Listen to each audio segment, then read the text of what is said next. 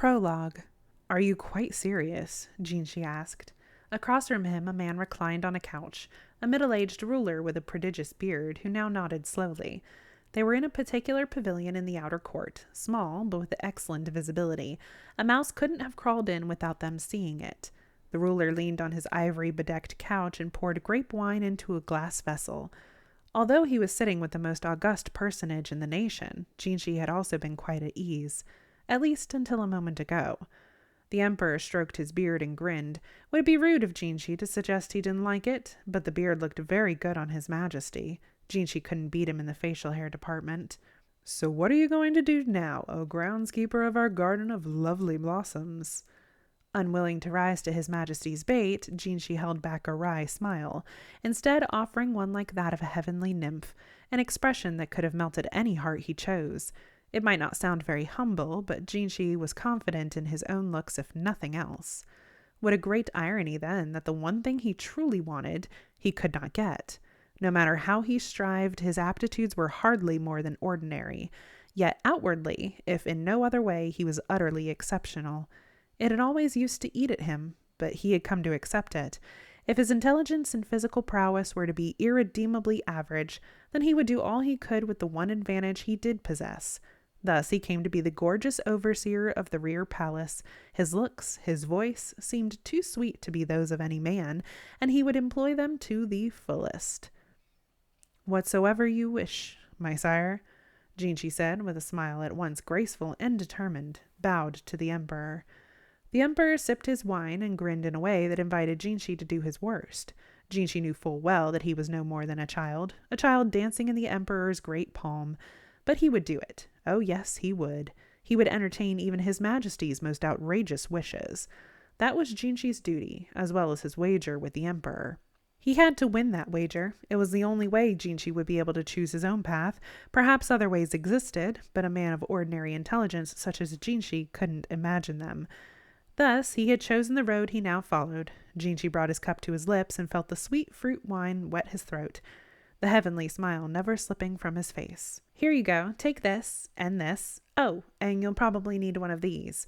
Mama winced at all the stuff that came veritably flying at her. The one flinging the rouge and whitening powder and clothes in her direction was the courtesan Maymay. They were in her room at the Verdigris house. "Sis, I don't need any of this," Mama said, taking the cosmetics one by one and returning them to their various shelves. "Like fun you don't," Maymay said, exasperated. "Everyone else there is going to have even better stuff than this. The least you could do is try to look decent." "Only courtesans get this tarted up to go to work." Mamau had just glanced aside, privately wishing she could go mix those herbs she'd collected the day before, when a bundle of wooden writing strips came flying at her. Her esteemed older sister was solicitous, but sometimes short-tempered. "You finally get a job worth having, and you won't even try to act like you belong there. Listen, the world is full of people who would kill to be in your place. If you aren't grateful for what you've got, your hard-won clientele will run out on you."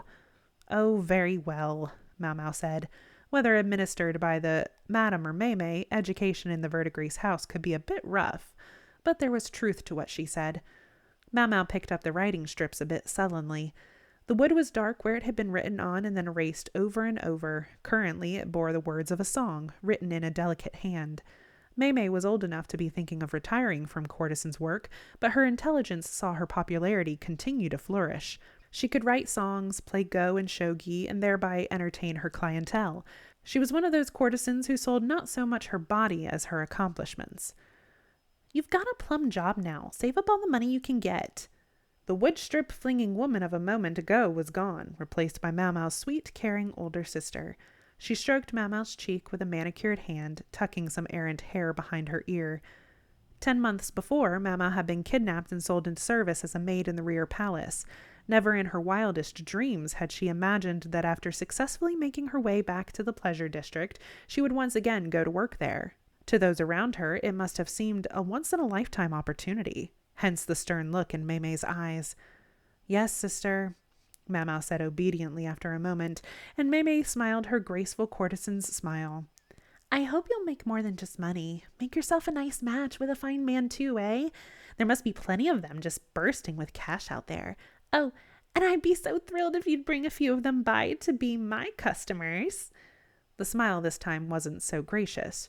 There was a distinct element of cold calculation to it.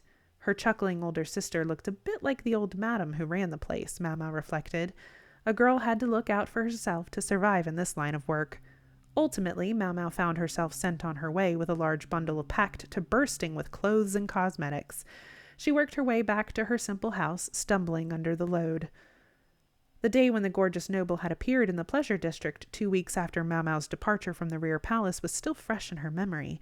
The eunuch with his very particular proclivities had, thankfully, heard the words Mau Mau had spoken half in jest and taken them in earnest. He had confronted the madam with more than enough money to cover Mau Mau's debts, and had even had the decency to bring a rare medicinal herb as a gift. It hadn't taken even 30 minutes to stamp the contract. So it was that Mau Mau was to resume her employment at that most renowned of workplaces. She was somewhat reluctant to leave her father again to go live in her place of employment, but the conditions imposed by her new contract were, as far as she could tell, much more lenient than before. Moreover, this time she wouldn't be simply disappearing without a trace. Her father had told her with a gentle smile to do what she wished, but then his face had briefly darkened when he looked at her contract. What had that meant? Looks like they were very generous, Mau Mau's father remarked, a large pot of medicinal herbs boiling nearby. Mau Mau finally put down the cloth-covered bundle and stretched her shoulders. Their ramshackle house was so drafty that it was cold even with the fireplace lit, and she and her father were each wearing several layers. She caught him rubbing his knee, a sure sign that his old wound was paining him. I can't take much of it with me, Mau Mau said, looking at the cargo she'd already prepared. The mortar and pestle are musts, and I can't do without my notebook, and I'm a little leery of getting rid of any more undergarments. As Mau Mau frowned and grumbled, her father took the pot off the fire and came over. My Mau Mau, I'm not so sure you can bring these with you, he said, and plucked her mortar and pestle out of her bundle, earning a glare. You're no doctor. Try bringing these in, and they might figure you're planning to poison someone. Come now, don't look at me like that. You made this decision, and you can't take it back now. Are we sure about that? Mau Mau slumped down onto the dirt floor. Her father deduced at a glance what she was really trying to say. All right now, finish your preparations and then get yourself to bed. You can ask them to let you have your tools just over time. It'd be rude not to be focused on your work, at least on the first day. Yeah, fine. Mau Mau grudgingly returned the apothecary's implements to the shelf, then picked out a few of the most useful-looking parting gifts she'd received and put them in her bundle. She scowled at the whitening powder and the seashell full of blush, but eventually included the latter, which didn't take up too much room. Among the gifts was an excellent padded cotton jacket. Maybe they'd taken the opportunity to foist something on her that a customer had forgotten. It certainly didn't look like anything a courtesan would wear. Mau Mau watched her father stash the pot away and put some wood on the fire. Then he hobbled over to his bed, a simple reed mat, and laid down. His bedclothes consisted only of another mat and a poor outer robe. When you're finished, I'll put out the light, he said, pulling the fish oil lamp close. Mau Mau packed the rest of her things and went to tuck herself into bed on the other side of the room. She was caught by a passing idea, though, and dragged her sleeping mat over toward her father's. Well now, it's been a while since you did that. I thought you weren't a child anymore. No, but I am cold. Was it a little too obvious the way Mau Mau averted her eyes? She'd been, she recalled, about 10 when she started sleeping by herself. It had been years. She stuffed the new cotton jacket between herself and her father and let her eyes drift shut. She rolled to one side and rounded her back, assuming a fetal position. Ah, it's going to be lonely around here again, her father said calmly. Doesn't have to be. This time I can come home whenever I want. Mau Mau's tone was short, but she couldn't help noticing the warmth of her father's arm against her back. Yes, of course. Do come back any time. A hand tousled her hair. Father, she called him, Dad, Pops, but his appearance was closer to that of an old woman, and everyone agreed that his manner was motherly. Mau Mau had no mother, not as such, but she had her father, who cared for her, and the yammering old madam and her endlessly lively older sisters. And I can come back and see them whenever I want. She could feel the warmth of her father's hand, withered like an old branch, still stroking her hair as her breathing fell into the steady, even rhythm of sleep. Chapter 1. Serving in the Outer Court. I was under the distinct impression that I would be going back to the rear palace. Mau Mau found herself wearing an outfit made of cotton. When she recalled the crude hemp dress she'd been allotted as a maid in the rear palace, it seemed awfully sumptuous. You were let go, I'm afraid. You can't go traipsing right back. No, this is where you'll be working from now on. Showing her around the palace was Jinshi's aide, Gaoshun, who was instructing her in the names of the various buildings and the offices that resided within them. Given the size of the palace proper, it was bound to be a dizzying tour. The rear palace was part of the inner court where the imperial family resided. Her workplace now, though, was to be the outer court. In short, the same place as all the many functionaries who staffed all the many administrative organs. Over to the east from here, you'll find a great many soldiers and military types, so I would suggest steering clear. Mau Mau nodded even as she eyed the nearby plant life. I knew it. Lots more ingredients growing in the rear palace. She suspected it was her father, Loman, who had planted the wide variety of useful herbs during his tenure there. It would explain the profusion of medicinal plants in an otherwise limited space. As they walked along, Gaoshun explaining this, that, and the other thing, Mau Mau felt a peculiar prickling along her neck. She shot a glance behind her to discover some of the women who served in the outer court looking at her, or more properly, glaring at her. Just as there are things among men that only other men understand, there are certain things for which only women have a shared sense. Men have a tendency to resolve their differences physically, whereas women often resort to emotional means. These women seemed to be taking stock of the newcomer. Don't like this one bit, Mau Mau thought. She stuck out her tongue at the other women, then scuttled after Gaoshun toward the next building. It turned out Mau Mau's duties in the outer court would be much the same as those she had performed in the rear palace. Clean the rooms she was told to clean and do odd jobs and little chores when and as she was instructed to do so. Jinshi, she gathered, had bigger plans for her, but never got the chance to implement them. Mau Mau had failed the test. How could you have failed? Why should I have passed? Jinshi and Gaoshun had both been stunned. Apparently they had simply assumed that Mau Mau would succeed. Being brought up in the red light district, Mau Mau could read and write and had received at least a baseline education in singing and playing the erhu. The test in question was not as difficult as the civil service examinations, so they seemed to have figured that with a little studying she would pass easily. Gee, excuse me for not living up to your expectations, Mau Mau thought as she wiped angrily at a window frame. She was in the hallway of Jinshi's office. The architecture was plainer than that on display in the rear palace, though the building was perhaps a little taller. The vermilion lacquered walls were a brilliant red, evidently refreshed each year. The truth was, Mau Mau didn't like studying, and was probably less adept than average at remembering things she wasn't interested in. Drugs, herbs, and medicines were one thing, but why would anyone bother to learn history? What good would it do them? And as for the law, it changed constantly. What was the point of memorizing it? Mau Mau, sadly, was incapable of investing much effort in that direction. It was only natural she would fail the test. She had, at least, opened the materials she'd been given to study with every intention of reading them, though. But the next thing she knew, it was morning. This happened several times in a row, so Mau Mau consoled herself that the outcome had been inevitable. She nodded in agreement with her own conclusion. Didn't expect this place to be so dirty. On the one hand, such a big space had many spots that were hard to reach and easy to miss, but on the other, Mau Mau did not expect that there might have been a little slacking involved. The women who served here earned their place through the test, very much unlike the maids recruited, sold, or stolen to serve the rear palace. The women here had families and educations and the pride to go with them. They probably saw maids' work as beneath them. Even if they noticed some dust, it was unlikely they would lift a finger to do anything about it. To be fair, it's not their job, she thought. The ladies of the outer court were something like secretaries. Cleaning was certainly not part of their portfolio, and there was no need for them to do it. But that didn't mean they shouldn't. The government had ceased to own slaves during the time of the former emperor, and the bureaucrats began hiring manservants and maidservants to do odd chores instead. Mau Mau was now such a servant, serving directly under Jinshi. In Mau Mau's experience, women who served in the rear palace were widely referred to as palace women, while those who worked in the outer court were frequently called court ladies. She might or might not have been exactly right about that, but it was a distinction Jinshi and the others like him seemed to observe when they spoke. All right, what's next? She turned towards Jinshi's office. The room was large, but not luxurious. In fact, it was quite spare. Its chief occupant was a busy man. Once he left his office, he rarely returned to it quickly. That made it easier for Mau Mau to do the cleaning, but there was one problem. Excuse me, but what precisely do you think you're doing here? She registered that a number of unfamiliar ladies had surrounded her. They were all bigger than Mau Mau. One among them stood a head taller than her. The better they eat, the bigger they get, Mau Mau thought, her glance unconsciously taking in both the girls' heights and their bust lines. The one who had spoken to her was noticeably tall, implying an excellent upbringing. "Are you listening to me?" the woman demanded while Mau Mau entertained these somewhat untoward thoughts. In a word, the ladies were upset that Mau Mau was serving Jinshi personally. They wanted to know why she would have received such a privilege.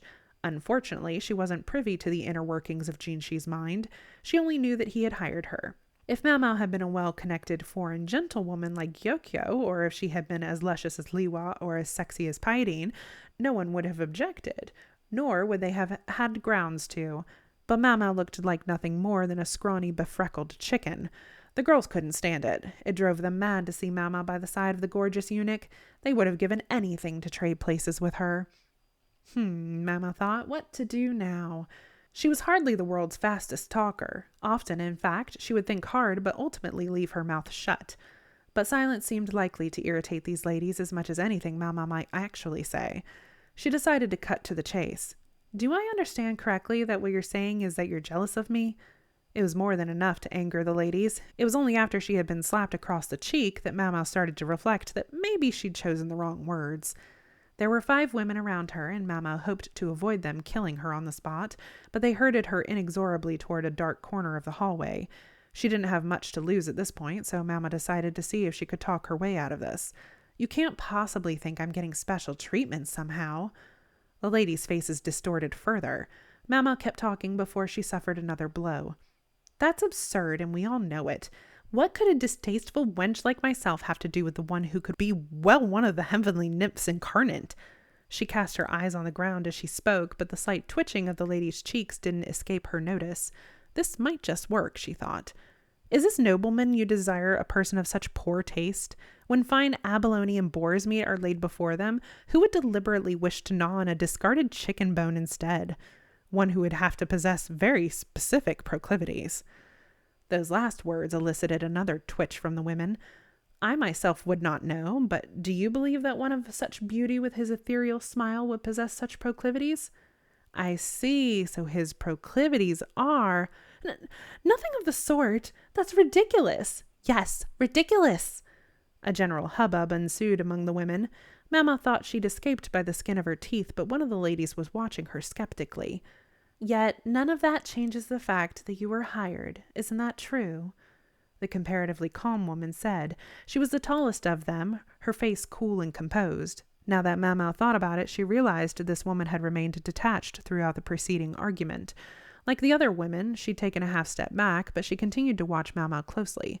She seemed like the type who might follow a mob just to see where it went, though not be part of it herself. Well, if that's not enough to put them off, Mau Mau thought, and then she said, "This is the reason." She held up her left arm and rolled down her sleeve. Then she began to unwrap the bandage that ran from her wrist to her elbow. "Ah!" one of the women cried, and they all looked at her, speechless. Cruel scars covered Mau Mau's skin. "Those experiments with burns I did recently left some good nasty ones too," Mau Mau thought. The aristocratic young women must have been disgusted. "The heart of that most beautiful object of your affections is as celestial and pure as his smile. I can attest to it, for he has given even one such as me food and board." Mau Mau rewrapped the bandage as she spoke. She was careful to accent her remarks with a demure glance at the ground and a gentle tremble of her body. "Let's get out of here," one of the women said. Thoroughly relieved of any interest in Mau Mau, they promptly left. The tall one glanced back at her, but was soon gone as well. "There, finally over," Mau Mau thought to herself. She cracked the joints in her neck and picked up her dusting rag again. Just as she was about to go find the next place that needed dusting, she discovered a gorgeous eunuch standing with his head pressed against the wall. "Might I inquire as to what you're doing, Master Jinshi?" "Nothing at all. And you, are they always after you, those types? Say, were you holding up your left arm?" "It's fine. Frankly, they're less trouble to deal with than the girls of the rear palace. Incidentally, if I may ask, why are you standing like that?" Mau Mau ignored the question about her arm. It seemed Jinshi had been unable to see everything from his vantage point. The position he had adopted wasn't particularly suited to nobility, Mau Mau thought. Judging by the way he was holding his head in his hands, Gaoxuan behind Jinshi seemed to agree. "If you don't mind, I'll be off about my cleaning, sir." With Jinshi back again, it wouldn't be possible to clean the outfits. She would have to find somewhere else that needed dusting. Mau Mau went off with her rag and a pail, but from behind her she heard Jinshi mutter, "Proclivities." "I don't think I said anything wrong, Mama told herself. Even if Jinshi had witnessed the last moments of that confrontation, she saw no special reason for him to be upset. Instead, she focused on her cleaning. Not much around here in winter, is there? Sitting cross-legged in her room, Mama folded her arms over her chest and grunted to herself. She'd stolen a moment here and there in between jobs during the afternoon to collect some herbs, but pickings were slim and she still didn't have nearly enough to properly work with.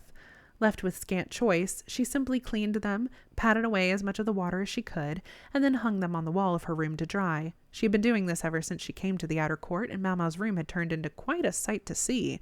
Drying herbs hung everywhere. She had been assigned a relatively nice room for the quarters of a live-in maid, but there was no getting around the fact that it was still a little cramped. Really no bigger than her quarters in the rear palace. The difference was that at the Jade Pavilion she had been able to ask for permission to use the kitchen, and combined with the abundance of available resources, producing her concoctions had been a simple matter, all of which had taken the sting out of the size of her accommodations. What to do, what to do. Mama regarded the Polonia chest she'd placed carefully on top of her wicker trunk. Tucked inside the chest, which was sealed with a silk cord, was the herb that grew from an insect. It was called Dongchong Shaokoa, winter worm, summer weed, otherwise known as caterpillar fungus, and Jinshi had brought it with him along with the money when he came to the pleasure district. The mere sight of it had induced Mau to sign the contract without a moment's further reflection, but now she wondered if she had let herself go too cheaply. She could never have overcome her desire for this uncanny herb, though. She opened the lid and looked at the fungus within, and an unconscious smile spread over her face. It turned to a grin, and her cheeks veritably started to twitch. No, must stop. The day before, she'd let the twitch turn into such a great yawp that her neighbors 2 rooms over had come over pounding on her door to object. Apparently, you weren't supposed to go shouting in the middle of the night. Allegedly, people were trying to sleep or something. Mama pressed her fingers into her cheeks to relax the smile, then lay down on her bed. A serving woman's work started early, even before the cock crowed. The person who served might have been missing something very important, but he was still gorgeous and still of high station, one not ought to displease him. Mama pulled up her thin sheet along with several layers of outer clothing that doubled as bedding and closed her eyes. "Is your current room not somewhat small?" the gorgeous eunuch inquired over breakfast. Mama blinked, then replied, "I dare say it's more than generous for a serving girl like me." Even she understood that she could hardly voice her true feelings. "Yes, it is damn well small. If possible, I'd like to request a room with a generous fireplace located next to a well." "You mean it?" This time she simply didn't say anything. The eunuch had just woken up and hadn't entirely made himself up for the day yet as he enjoyed his breakfast. His otherwise tousled hair was held back with a simple tie. It was a bit problematic how lurid it looked. Gashwin was in the room along with Mau, as was a lady-in-waiting in the first flush of old age. They were the only ones allowed here, and Mau could understand why. A woman might be driven mad with lust by what Mau was currently seeing, and even a man might forget the boundaries of gender. This esteemed personage, she concluded, could be downright sinful. He's like a bug in heat. Some female insects produced exotic scents to attract mates. A single female could draw dozens or hundreds of males. Mama herself had been known to take advantage of this characteristic to collect insects she needed as ingredients. From that perspective, Jinshi's constitution might be considered extremely interesting. If I could capture that subtle aroma and turn it into an incense, I bet I would sell it. Such was the mindset with which Mau regarded her potential love potion ingredient, that is to say, Jinshi. It was an unfortunate fact that when Mama was focused on a particular thought, something not having to do with the situation at hand, her attention tended to wander from the present moment. It frequently prevented her from following conversations going on around her, a tendency that was compounded by her habit of nodding along whether or not she was actually listening. "If you wish, I shall have a new room prepared for you." "Huh?" Jinshi, looking inordinately pleased with himself, was requesting more porridge from Sweden. She was one of just a few ladies-in-waiting ever to have served Jinshi. From her looks, Mau guessed she was well past 50. Sweden's face remained impassive as she doled out a new bowl of porridge, topping it with black vinegar. Mau hadn't exactly followed the conversation, but Jinshi seemed to be saying that he was willing to give her a nicer room. That much she understood. Then, though her eyes met those of Gauchwin, who had his head in his hands again, Jinshi's ever-weary aide seemed to want to communicate something to Mau, but she only cocked an eyebrow in response. If he wants to tell me something, he has to say it, she thought. I'm not a mind reader. She refrained from saying this out loud, though, because she knew that she herself frequently failed to articulate enough. Perhaps a stable near a well, then, she offered, and there it was. Her true desire was out in the open. A stable? Jinchi repeated. Yes, sir, a stable. To her, this represented the place she was least likely to be intruded upon as she cooked up her concoctions, but she couldn't help noticing that Gauchwin was shaking his head and forming an emphatic X with both hands. So the guy has a playful side, Mamo observed to herself. No stables, Jinchi said flatly. Yeah, I guess that makes sense, Mamo thought, but she only said, Of course, sir. After breakfast, Jinchi went out to work. He was frequently in his office during the morning, and cleaning his private residence often fell to Mau. I'm very glad you came, my dear. I start to feel my age when I have to clean this whole place by myself, Sweden said, smiling openly. Before Mama's arrival, she had been responsible for the entire large building, but at 50, a person's age started to get sore. You're not the first new girl we've had here, I might add. But, well, things happen, and none of them have ever stayed. I think you're going to be fine on that point, Xiaomao. The cheerful lady-in-waiting seemed to have picked up Gauchwin's nickname for Mau. In addition to being quite a talker, Sweden's wealth of experience had made her a quick worker as well, and her hands never seemed to stop moving. She polished some silver-eating vessels quick as a flash. Cleaning the bedroom came next. Mama went to stop her. This was all obviously maid's work, but Sweden only said, Well, but then we never have time for our afternoon tasks. There you had it. It seemed Sweden had held herself solely responsible for the cleaning of the rooms ever since some blunders with those earlier maids and ladies-in-waiting. Incidents of theft, maybe, Mamo thought, and perhaps not just of money, she surmised. She could easily imagine other targets of such activity. According to Sweden, things didn't only disappear. Sometimes she discovered they suddenly had more possessions than before. Anyone would be upset to find underwear they didn't recognize in their dresser, she said. Made from human hair at that, and with a name carefully embroidered on it. Mamo got goosebumps. This was not quite the explanation she had been expecting. That must have been very difficult, ma'am. I tell you, I was traumatized. As Mamo industriously polished another window frame, she reflected how life might be better if that eunuch were to wear a mask any time he went out. They finished cleaning Jinchi's private quarters and took a late meal. Next would be his office. This was, in principle, easier than cleaning his personal chambers because the room itself was less elaborate. But because they couldn't be seen wiping and polishing by anyone too important, it required a degree of discretion. What shall I do today? Mamo wondered. When Jinchi had visitors at his office, Mamo had time to kill. At such moments, she often wandered the grounds of the outer court on the pretext of having some kind of business. I've covered the western side pretty thoroughly by now. A map unfolded in Mamo's mind. She would have loved to check out the eastern side, but something held her back. That was where the military was based. They might not smile upon a serving girl sniffing around in the bushes near their camp. She could all too readily be mistaken for a spy and arrested. And then there was the fact that Gauchwin had specifically recommended she avoid the place. Besides, she thought, speaking of the military, involuntarily, every muscle of her face tensed into a scowl. It was a measure of exactly how strong a reason she had to stay away from the place, but at the same time, an area unexplored was an area that might yet hide new herbs. Mama was standing with her arms crossed, deep in thought, when she felt something hit the back of her head. The hell? She turned, rubbing the back of her head and glaring, to find a tall, refined lady of the court. I feel like I've seen her somewhere, Mama thought, and then she remembered the woman from the crowd that had accosted her a few days before. She was wearing only the most minimal makeup, but Mama noticed that she had drawn on thick eyebrows. She had full pouting lips, and yet she only had daubed them with rouge. Her overall look was tidy, but oddly disappointing. She could do so much better, Mama thought. She had perfect bones and a beautiful face, but the makeup left her less remarkable than she was. If she would make the eyebrows thinner, use plenty of light rouge on her lips, and put up her hair in an ostentatious bun, then she could easily have been taken for one of the flowers of the rear palace. Then again, most people probably wouldn't have noticed the potential for such beauty in this woman. Mama, who had spent her life watching dirty street girls turn into captivating butterflies of the night, could see the possibilities. The likes of you aren't supposed to go any farther, the woman said, very blunt, but sounding somehow tired. Mama only wished she had started by talking instead of hitting. Then the woman walked past as if to communicate that as a certified lady of the outer court, she had nothing more to say to a maid like Mau. In her hands, she carried a small cloth-wrapped package, clutching it protectively. Huh? Mau sniffed the air. There was the aroma of sandalwood, accompanied by a distinct bitter odor. She cocked her head curiously, looking in the direction the woman had gone. Maybe she serves one of the soldiers, she wondered. The woman had come from the direction of the military camp, and indeed, if she was spending time there, then modest makeup might be the wise move. The camp might not be as dangerous as the back streets of the pleasure district, but there were plenty of young and not so young men with their blood up there, and an attractive young woman would do well to avoid them. What Mama was really contemplating, though, was what that smell had been. Her reverie was broken by the ringing of a bell.